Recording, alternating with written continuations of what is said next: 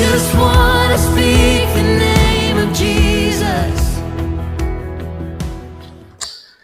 El Señor me habló anoche de una forma muy clara y me dijo, y viene muy bien con lo que Rubén nos ha compartido, de los teléfonos de emergencia, ¿no?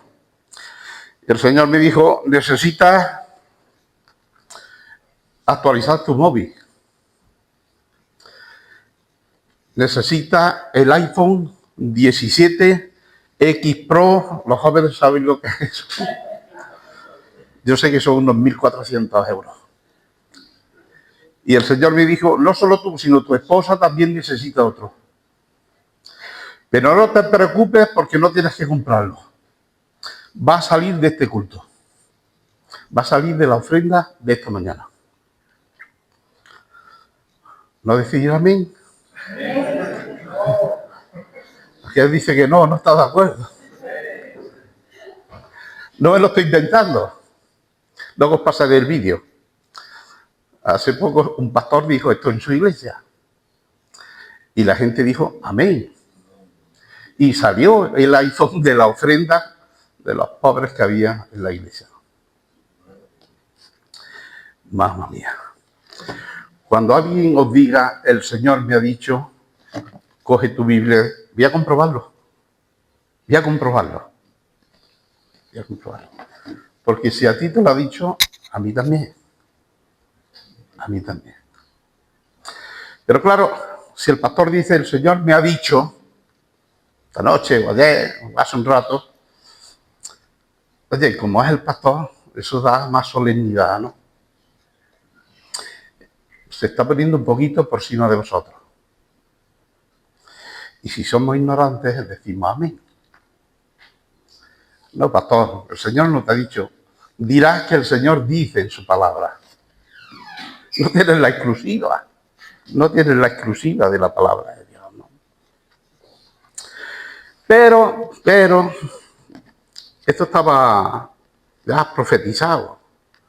Cuando Pablo le habla a Timoteo, en su segunda epístola, no lo pongáis ahí porque voy a leerlo en otra versión más actualizada. Y Pablo, voy a utilizar la de Dios habla hoy. Y Pablo le está diciendo a Timoteo, mira Timoteo, él está en el capítulo 4, versículo 3, dice, porque va a llegar el tiempo en que la gente no soportará la sana enseñanza. O sea que la verdad de la Biblia como que no nos interesa demasiado. Hay otras cosas que nos interesan más. Dice, más bien,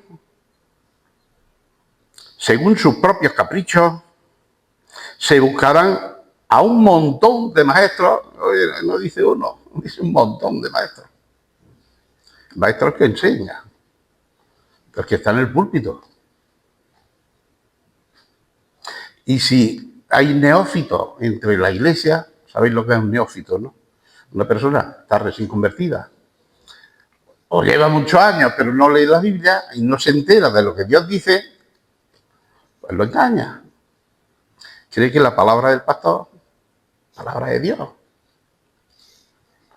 Y Pablo le dice a Timoteo, esa gente no quiere la sana enseñanza, no quiere la palabra correcta.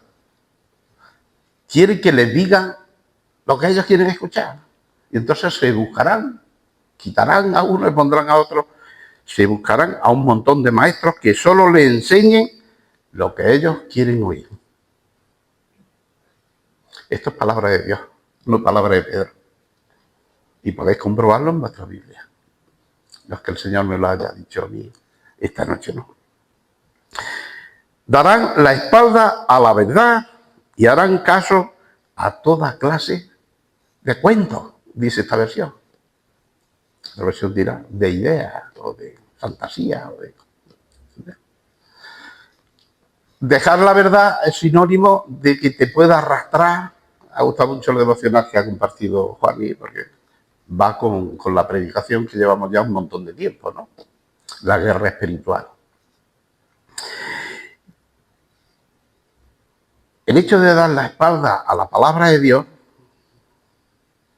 deja la puerta abierta a que entre toda esa clase de cuentos, como dice Pablo, cuentos, ¿no? O sea, falsa enseñanza. Pero que en un sentido la gente quiere oír. Por eso están esos falsos maestros en los púlpitos, ¿no? Y Pablo le dice, pero tú conserva siempre el buen juicio. Me gusta mucho la palabra. El buen juicio. ¿Por qué? Porque si alguien te dice, como yo te he dicho esta mañana, que Dios me ha dicho que me compréis un iPhone 17, tendría que estar descelebrado para comprarme un iPhone 17, que no puede ser un chino de 100 euros, tiene que ser un iPhone 17 de 1.400 euros, ¿no? El juicio. Soporta los sufrimientos, dedícate a anunciar el Evangelio, cumple bien tu trabajo. Cumple bien tu trabajo. Y todos tenemos un trabajo. Y el Señor quiere que lo cumplamos bien. Pero el problema es que está el que nos pone las zancadillas, el que nos regala el oído y el que nos introduce las cosas que nos gustan, en fin y al cabo. O sea, él no se inventa nada. Es lo que a ti te gusta, lo que nos gusta de nuestra carne, él nos alimenta de una forma bonita. Bueno, he empezado con este texto y con esta anécdota que la vi por internet en un vídeo. Bueno, si ponéis en internet, oye, peticiones extravagantes que pastores piden. Algunos piden yates, otros piden aviones, otros piden... O sea que entráis en internet y veréis la verdad. Oye, y la gente dice amén y lo paga. Más bien, las iglesias que creen en el de la prosperidad, ¿no? ¿Cómo es? En el Evangelio de la prosperidad. Claro, el pastor te dice, si pones en euros, el Señor te va a dar 10. Tú no pones un euro, tú pones 10, a ver si el Señor te da 100, ¿no? Y alguien pone la mano. Y te engaña como a un chino. Hoy hemos leído ahí, como el texto que ha puesto Rubén, que nos conformemos con lo que tenemos, que seamos, no me acuerdo ahora mismo exactamente el texto que...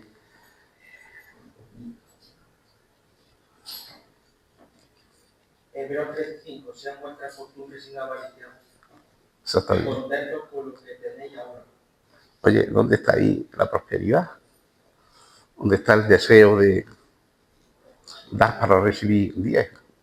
Bueno, me he enterado que está en los telediarios que algún pastor ha inducido a gente de la iglesia engañándolos para que inviertan dinero con la idea o con la promesa de que van a recibir siempre el de la estampica, ¿no? La de esa de la estampica. Oye. Y la gente, oye, se lo ha dicho el pastor, ¿cómo van a dudar? Han perdido todo, ¿no? Y hay gente desaprensiva que está en el Evangelio para recibir, no para dar. Para recibir, no para dar, ¿no? Inconcebible. Sea vuestra costumbre sin avaricia, conformándoos con lo que tenéis. Y en otro sitio dice Pablo, teniendo un techo y algo que llevarse a la boca y un abrigo, estamos contentos. Bueno, sabemos que es la condición del hombre, ¿no? El acumular, el querer, tener. Y eso entra dentro de la iglesia y los pastores están más expuestos porque reciben el ataque del diablo. Lo que pasa es que la iglesia no los confronta.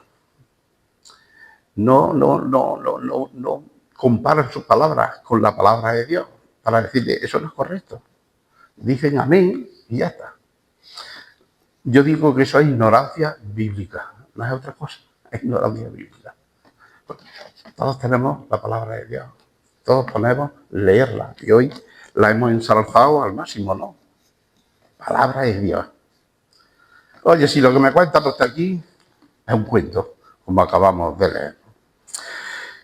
Bueno, hace ya un montón de domingos que empecé con el tema de la guerra espiritual, porque estamos tan expuestos y es tan real, pero el enemigo de alguna forma os quiere hacernos creer que no existe ese tipo de guerra espiritual que algunos ven, o la magnifican demasiado y ven al diablo. El enemigo está contento en cualquier situación de esa, como el que cree mucho como el que la ignora, ¿no? Tenemos que buscar un equilibrio. ¿Y dónde buscamos el equilibrio?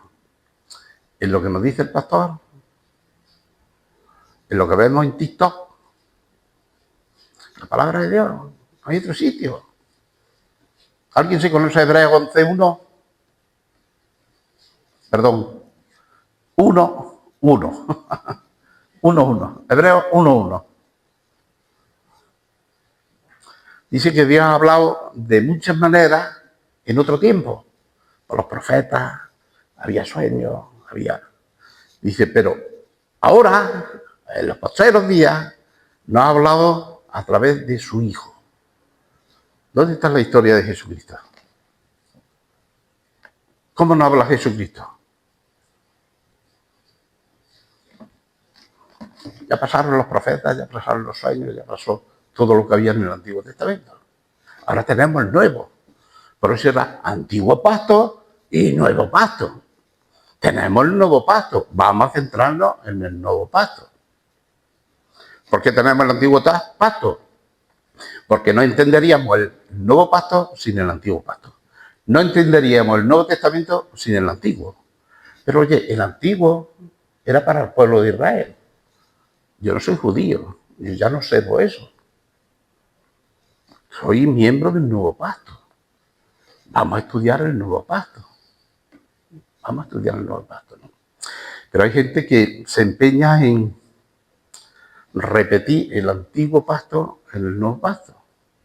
Ese era el problema que tenía la primera iglesia, los judaizantes, que se introducían. Ahí tenéis la carta a los Gálatas. Se introducían dentro de la iglesia y le decían al creyente, al recién convertido: sí, estás convertido, has echado mano de la sangre de Cristo, pero necesitas observar los antiguos ritos. Pablo se hartó de luchar contra ellos. Decía, no, solo nos basta Cristo y su salvación. No estamos sujetos ya a la ley. Ahora tenemos la ley espiritual, que es más exigente todavía que la ley mosaica. ¿Alguien si quiere ganar una comida gratis, una cena o un almuerzo? Si me dice el título del antiguo sermón. Y lo que íbamos persiguiendo, el lema. Ay, o no tenéis hambre, o no tenéis memoria. Iglesia llena, ¿cómo era? O comprometida. Iglesia llena o comprometida. Aquí tenemos una iglesia hoy llena y comprometida, ¿no? Y yo buscaba un lema, que era, ¿recordáis qué era? Iglesia llena, comprometida, cantidad o calidad. Siempre el Señor nos anima a buscar la excelencia, o sea, la calidad, no la cantidad. ¿Entendéis? ¿De qué me sirve a mí leerme 10 capítulos si no me entero? A leerme un versículo que me entere, me alimente, me ayude. Cantidad o calidad, en todo, ¿no? Bueno, en todos estos sermones atrás se me irá el tiempo hablando y avanzaremos poco, pero bueno, tenemos tiempo hasta que el Señor venga, ¿no? De machacar el tema este, ¿no? Porque hay una serie de sermones que nos va a durar bastante tiempo. En estos sermones pasados siempre he intentado montar la base de que existe una guerra espiritual. ¿De qué versículo estamos partiendo? Ese sí, no, porque llevamos 4 años hablando de él. ¿De qué versículo estamos partiendo? ¿Eh? 1:27. Algunos ya podría decirlo de memoria y todo, ¿no? Entonces estamos partiendo por ahí, de ese versículo, ya estamos en la parte final, donde Pablo nos dice, combatiendo, utiliza el verbo en gerundio, combatiendo, una acción directa que estamos haciendo, combatiendo por la fe del Evangelio. Bueno, estamos inmersos en una guerra espiritual que empezó antes de que el mundo existiera, allí en los cielos, entre Satanás y Dios. Y esas fuerzas oscuras, que podemos decir, de oscuridad, buscan el caos, la desesperación y la división. Mira, la gente que no conoce a Dios está bajo la influencia o el ambiente del enemigo, del diablo. Efesios capítulo 2, versículo 1, ya te empieza a explicar esto. Pero cuando tú eres rescatado de ahí, el versículo 1 empieza diciendo, cuando estabais muertos, Cristo dio vida. O sea, nosotros estábamos muertos en el pecado. Pertenecíamos al reino del enemigo, del diablo. Pero llegó un momento, todos nosotros, que hemos conocido el Evangelio. Las cadenas del pecado se han roto. Hemos reconocido que Cristo ha muerto por nuestros pecados. Ha muerto por el estado en el que estábamos. Estábamos muertos en el pecado, nos dijeron. Y entonces nos ha rescatado a vida. A vida. Entonces, cuando tú eres rescatado de la esfera del enemigo, ya te conviertes en un blanco. Ya el diablo dice, el amigo de mi enemigo es mi enemigo. Mi enemigo es Dios. Este que quiera hacer el propósito de Dios, también es mi enemigo. Y esa guerra espiritual que empezó en los cielos, se traslada a la tierra. Y ahí estamos todos luchando. Y lo peor que podemos hacer es ignorarla, hermano. Lo peor que podemos hacer es ignorar que estamos en una guerra espiritual. He leído mucho sobre la guerra espiritual.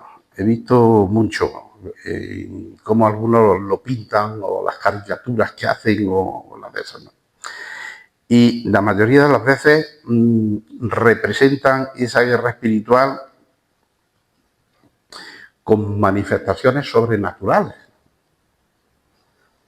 Lo que el diablo quiere hacer con el creyente. Y os puedo decir, salvo casos quizás contados, que el diablo ni quiere poseerte, ni puede poseer a un creyente, porque la única parte donde puede poseerte ya está ocupada por el Espíritu Santo, ahí ya no hay sitio parado. Entonces, el diablo no quiere poseerte, no quiere destruirte, no quiere que odies a los hermanos de la iglesia, no quiere sacarte de la iglesia. Él es más sigiloso, más suave, más tranquilo en ese sentido. Y donde nos ataca es a la mente. Devocional que ha leído Juan, ataca a la mente. ¿Con qué propósito? Bueno, el propósito es que tengas pensamientos de duda. Yo cuando me convertí, lo hice 7 o 8 veces, porque siempre dudaba, lo habré hecho bien. Soy ya cristiano, me siento igual que ayer, no tengo nada raro, no lo he hecho bien.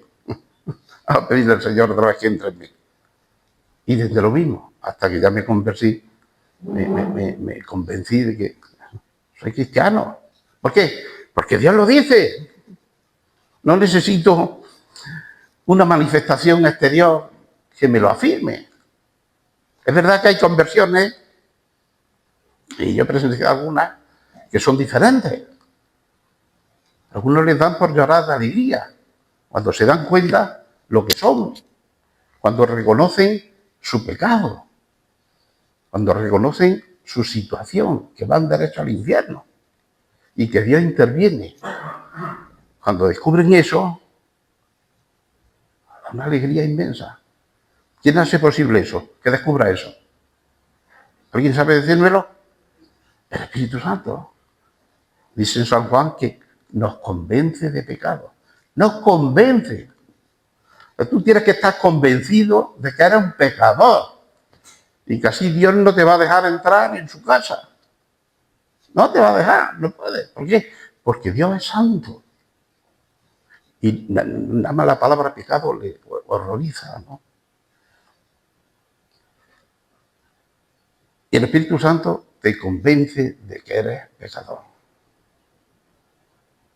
Y con que memoriza un poquitito los pecados que cometes, podemos cometer al día un montón. De pensamiento y a veces de hecho, ¿no? Entonces, Él va a aprovechar eso, a que tus pensamientos sean dudosos, a que tengas una necesidad y somos impacientes muchas veces y entramos en un terreno de la ansiedad, porque no hay respuesta. Hay más dudas que respuestas, ¿no? Somos impacientes. Ahora resulta que cuando nos convertimos ya estamos bajo la mano de Dios.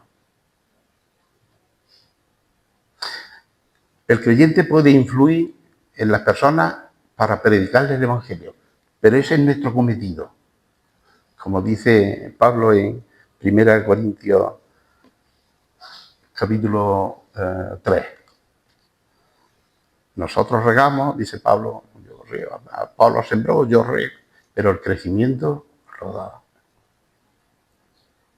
A veces nosotros entramos en ansiedad cuando vemos que un hermano no va bien y no sabemos qué hacer con él, y cogerlo del cuello, ¿no? Y el Señor dice, que es mi obra, que es mi iglesia. Tú siembras, riega. Ahora estamos regando para que haya crecimiento, ¿no? Que haya resentimiento.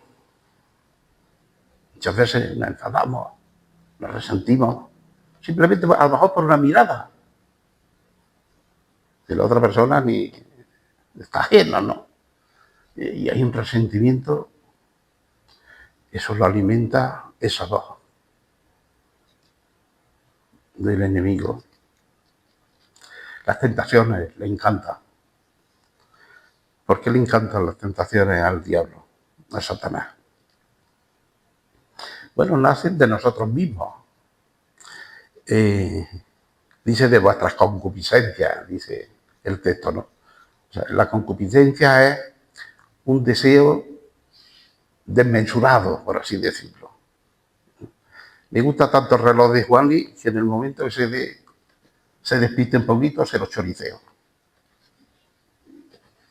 La tentación en sí no es pecado, pero en el momento que se lo quite, es robado, ya es pecado, ¿no? Y eso es lo que te induce el enemigo. Oye, mira, desea eso, pasa la envidia, pasa. Entonces el terreno de la mente, ahí no lo vemos, ¿sabes? Pero él está muy presente. Entonces, bueno, en estos sermones anteriores he intentado poner las bases de la guerra espiritual, porque a veces se nos llena la boca de la guerra espiritual y hablamos de las estrategias del diablo, pero no las explicamos. Y nos quedamos con que sí hay una guerra y que el enemigo es muy peligroso, pero ¿cómo ataca? Para estar prevenido. Cuando lo enteramos de una forma correcta, entonces cuando desearemos la armadura de Dios. Efesios 6. Pero si no somos conscientes de que necesitamos una armadura, Déjala ahí, quieto, que pesa mucho. Entonces he intentado poner las bases de la guerra espiritual y ya hemos llegado a la conclusión de que es real, de que existe. Y el creyente tiene que ser consciente de eso. En el sermón anterior, ese el de iglesia llena o comprometida, es el título principal. Y de ahí voy a sacar una serie de sermones que todos llevan su título, ¿no?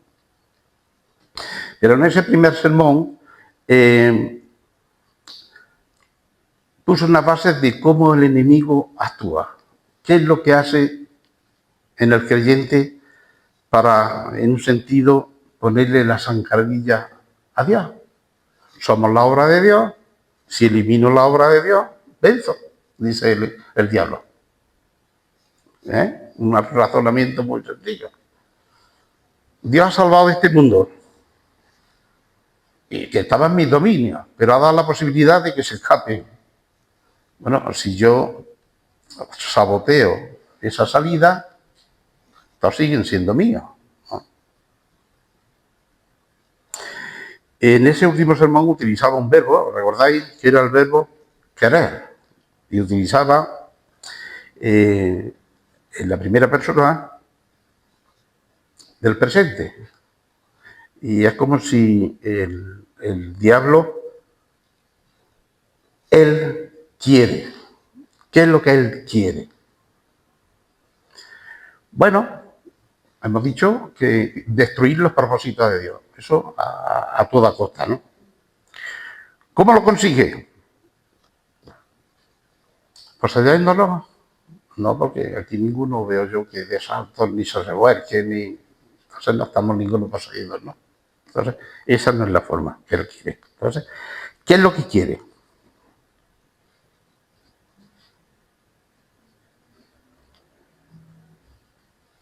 ¿Qué es lo que quiere? Bueno, en un sentido que estemos a gustito, conformados, que con lo que ya sabemos nos conformemos.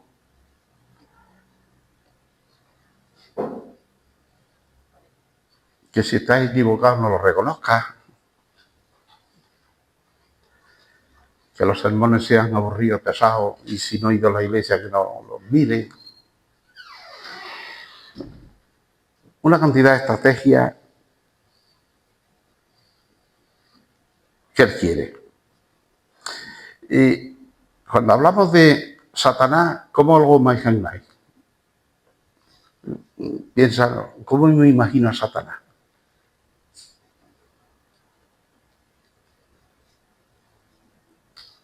Seguro que todos tenemos una imagen de Satanás. Bueno, las pinturas, el cine, la cultura siempre nos lo ha pintado un rabo largo, puntiagudo, por si alguno le da con él, unos cuernos, un tridente para pincharnos en el momento que te...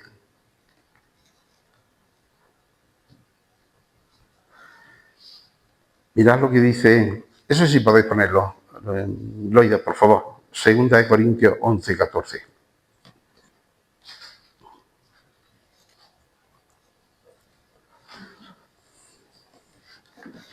¿Qué dice? ¿Alguien lo puede leer? ¿Qué dice? Y nos maravilla porque el mismo Satanás se disfraza como un ángel de luz. ¿Es un ángel, Satanás? Sí. Sí. ¿Pero de luz? No. No. Es diferente. Ser luz a disfrazarse. Cuando lo disfrazamos, es porque estamos intentando hacer ver que somos otra persona, ¿no? Hay quien se disfraza de mujer. Entonces, quiere hacer ver que es una mujer. Hay quien se pone una carátula de cualquier otra cosa, ¿no? Para que lo vean. Pues el diablo, que sí es un ángel, pero no es de luz, se disfraza. Entonces, ¿cómo lo reconocemos? Si se nos presentara disfrazado. de un ángel de luz. Oye, nos inclinaríamos a tierra, ¿no? Y lo adoraríamos. La idea está en el disfraz. En el disfraz.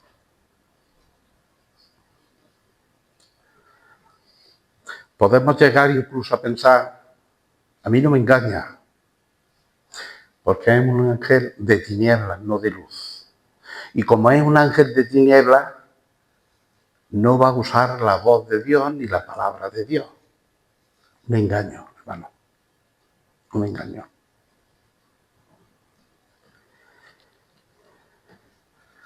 Mateo 4.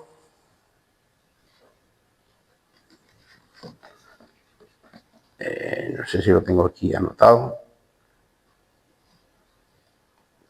No lo tengo, pero bueno. Ponlo ahí y te digo ahora exactamente qué versículo es. Todos sabéis que es la tentación de Jesús. Por si tiene... Bueno, empieza desde primera hora. Y por si algunos dudamos de que el diablo pueda usar la palabra de Dios. ¿Para enseñarnos? No. ¿Para qué? Para engañarnos. Evidentemente. Por eso es un ángel de tinieblas.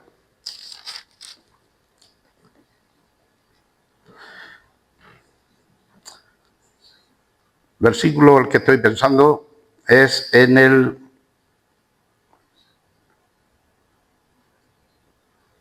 5, 6, el 6, más bien, que le dice, para no entretenernos mucho, el diablo le dijo, si eres hijo de Dios, échate abajo, porque escrito está, a sus ángeles mandará acerca de ti, y en sus manos te sostendrán, para que no tropiece tu pie en piedra. Mira lo que utiliza Satanás. Escrito está. El que se crea que Satanás no conoce la Biblia, está muy equivocado. ¿Conoce mejor que nosotros? Porque nosotros tenemos aquí años y él tiene milenios, no sé cuánto tiempo tiene Satanás. Evidentemente fue creado por Dios, ¿no? Entonces tendrán comienzo, pero ha tenido tiempo para leer la palabra.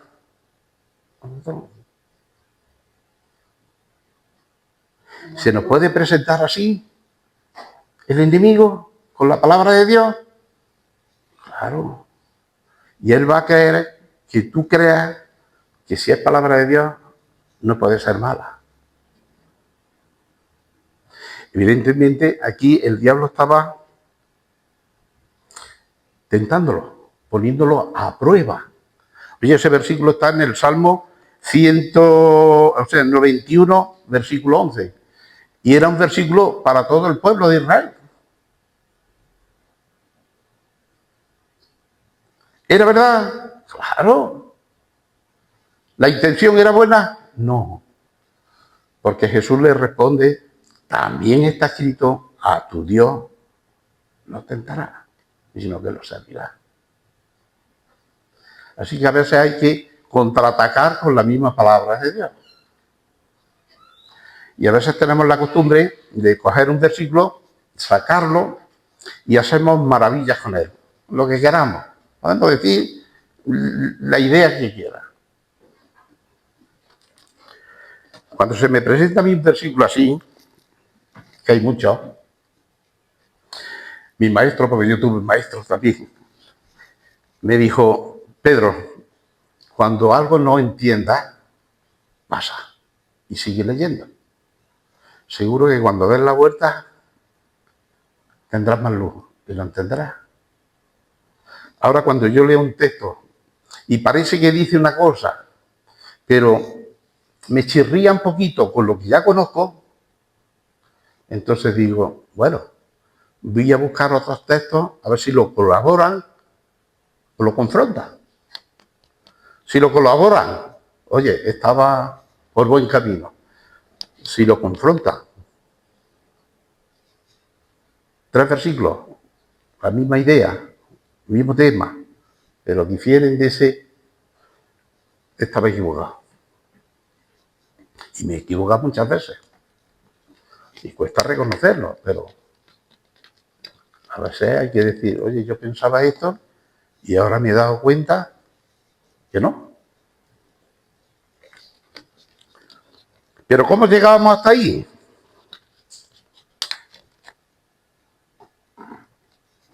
Con el esfuerzo del estudio. No conformándonos con cualquier cosa que... Mira, hay personas creyentes que se alimentan de TikTok. ¿Por qué? Porque son vídeos de 8, 10, 15 segundos. No aguantan más. Pero sacan su alimentación. Oye, qué peligro. Teniendo la palabra de Dios. Uno me decía, yo tengo la Biblia muy alta, ¿eh? Y luego me enteré que la tenía en el salón, en el estante de todo lo alto, con 3 dedos de polvo. Oye, tenía la palabra de Dios muy alta, pero no la usaba, no la leía, ¿no? Carne de cañón para el enemigo. Carne de cañón, la ignorancia, ¿no?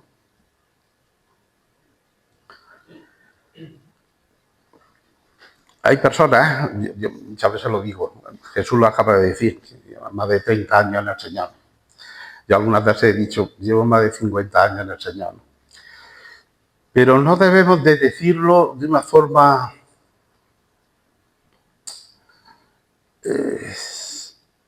egocéntrica, como diciendo, ¿qué me vas a enseñar tú? Si yo llevo ya 50 años.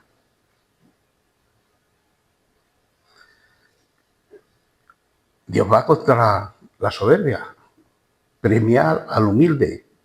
Bueno, yo puedo confesaros que no sé ni un 1% de lo que la palabra de Dios enseña. Ni un 1%. Y me arrepiento de no haberle dedicado más tiempo al estudio.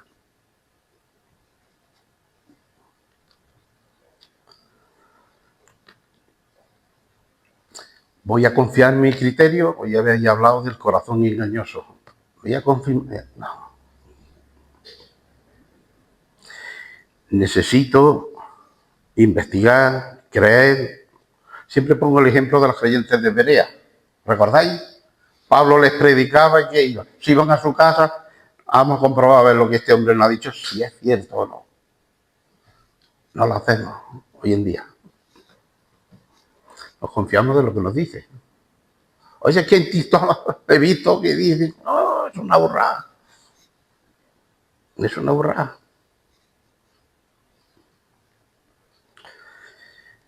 Hay un texto también que podemos verlo, creo que lo tengo ya aquí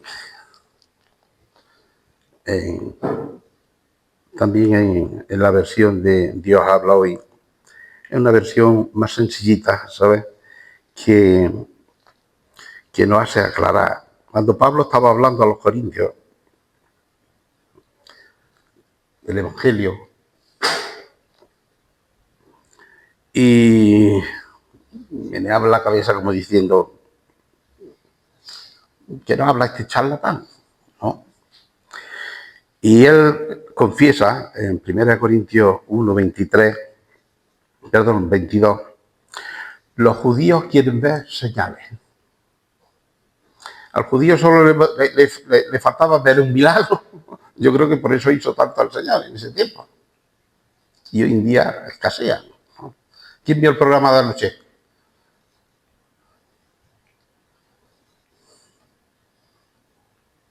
Lo que hay, ¿eh? Lo que hay. Programa que echaron en la sexta, ¿eh? Sí, esta noche, el viernes. Pero podéis verlo en redifusión. Los judíos quieren ver señales milagrosas. Oye, y una señal milagrosa, eso es más que... Por eso me conformo. Y los griegos, cuando se refería al judío o al griego, el griego era todo el que no era judío. Todo el que no era judío era griego. Y los griegos buscan sabiduría. O sea, razonarlo todo. El Evangelio, vamos a razonarlo. El judío dice, hazme un milagro. Y Pablo dice, pero nosotros anunciamos a un Mesías crucificado. Eso para el judío era... Hombre, pero si tenemos un Dios de milagros. un Dios guerrero, que es lo que se ve en el Antiguo Testamento, un Dios poderoso. Va a presentar a un Dios ahí clavado en una cruz, que era la vergüenza de el maldito, que los romanos cogían, eran ladrones malditos. Dice, esto le resulta ofensivo a los judíos. Claro, decirle que es un Dios Jehová, clavado en una cruz, ¿qué me dice? Y a los no judíos les dice, les parece una tontería, porque no se puede razonar. A ver, ya, va a pagar mis pecados y va a morir en una cruz. ¿No? ¿Cómo se coge eso? Dice, pero para los que Dios ha llamado, sean judíos o griegos, este Mesías es el poder y la sabiduría de Dios. Ahí tenemos que decir amén. Amén. Bueno, hoy hay creyentes, por esos reportajes que vemos en la tele de iglesias enormes, que lo que buscan son señales, milagros. Se ve hoy en el reportaje, pero ¿no? Es un programa de investigación. Entonces, llegaron a una iglesia, supuestamente donde estaba haciendo milagros, y luego lo que se dedicaron es a buscar a esas personas que habían recibido el milagro para colaborarlo. Bueno, el que estaba mal de la cadera estaba esperando que lo operaran, desmontando un poco el show. Pero oye, hay alguien que se está enriqueciendo con el Evangelio, con ese tipo de Evangelio, con el que dice Pablo, nadie se enriquece, es gratuito, nadie paga por eso. Pero por un milagro sí, ¿sabes? Salió una iglesia, no sé dónde era exactamente, que ya había que pagar para entrar. ¿Quieres tu milagro? Paga antes. ¿Creéis que Jesús pagó o cobró por algún milagro de los que hizo? Entonces, ¿qué pretende el enemigo? Si no es poseernos ni destruirnos. Ya ha dicho que no puede. Pero sí quiere, estamos utilizando el verbo creer, desanimarnos cuando a lo mejor no crecemos, cuando a lo mejor las cosas no nos van bien, cuando estamos enfermos, cuando hay tantas cosas adversas, cuando hay tanta duda, viene el desánimo. Y si hay desánimo, el diablo dice, ya está, no tengo que poseer a ninguno, no tengo que ensuciarme las manos, no tengo que... Hay desánimo, esa iglesia no funciona. Esa iglesia no llega, ya había cortado y no hemos ni empezado. Tengo 5 folios y vamos por el primero. Entonces voy a cortar y seguimos y oye, hasta que el Señor venga, ¿no? Pero voy a dejar simplemente la idea, ¿no? Si no quiere poseernos ni destruirnos, Él sí quiere, creyentes desanimados, creyentes cómodos, creyentes distraídos. Y si estamos todos de acuerdo en que hay una guerra espiritual, que esa guerra estamos todos metidos, y Pablo nos dice en nuestro versículo base de Filipenses 1:27, combatiendo unánimes por la fe del Evangelio. Bueno, lo que Pablo nos está animando es a que nos impliquemos en esa guerra, a que no nos desanimemos, a que no nos acomodemos, a que no nos distraigamos. Entonces la progresión que yo he seguido en el tema es una progresión natural que me da el tema, ¿no? Los sermones. Si ya somos conscientes de que hay una guerra espiritual, tenemos que preguntarnos, ¿trabaja el enemigo? Hay una guerra, ¿trabaja el enemigo? ¿Trabaja afuera? Eso es suyo. ¿Sí? Pero ¿trabaja dentro de la iglesia? Y ese era el título de nuestro sermón hoy, pero terminaría a las 4 de la tarde. El título de nuestro sermón es ¿Cómo trabaja el enemigo dentro de la iglesia? Dios mediante, seguiremos. Ya lo tengo preparado. Amén.